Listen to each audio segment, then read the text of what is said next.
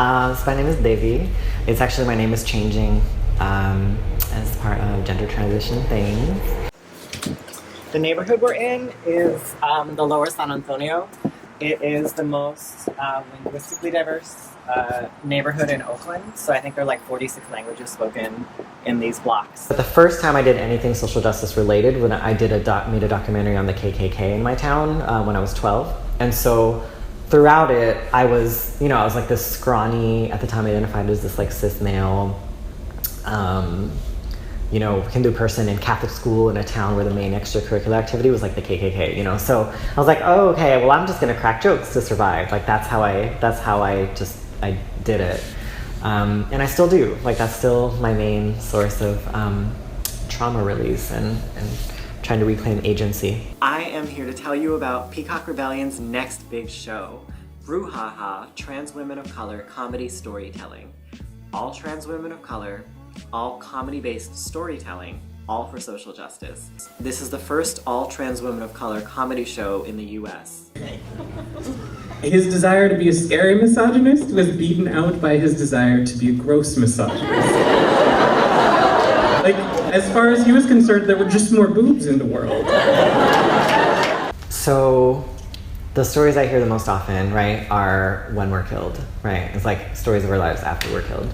Or suicide stories, or which is real. And thinking about it, we're like, what if we talk about sex? What if we talk about love and actual like intimacy? What are we talking about joy? Like when do we actually get to talk about that, The landlord is our friend's mom. She's actually a tenant rights activist.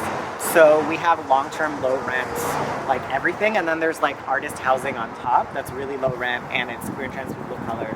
So that's how we've survived. That's like a big part of how we've survived, is the making this happen. People connected to Peacock are in an intense crisis like all day, every day, right? Like where it is, it's a lot. And it's, for example, a couple months ago, we got a very graphic death threat mailed to us, including like ashes and things like that, right? So that was mailed to us, and then we got a swastika message to us on Instagram in response to our name and gender ID change clinic. And then we got, I was alone at the office, and a skinhead came to the door.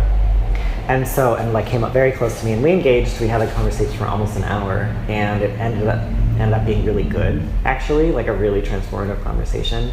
But he very easily could have killed me. Like he was very close several times. So it's like, I think like my one ex is a fucking dick. And also, if folks are coming for him, of course I'm gonna it's the end of the day. Like how are we gonna protect each other? Like I don't want anyone to be going to a camp, I don't want anyone to be, I don't want anyone to go to prison. I don't want anyone, I want healing.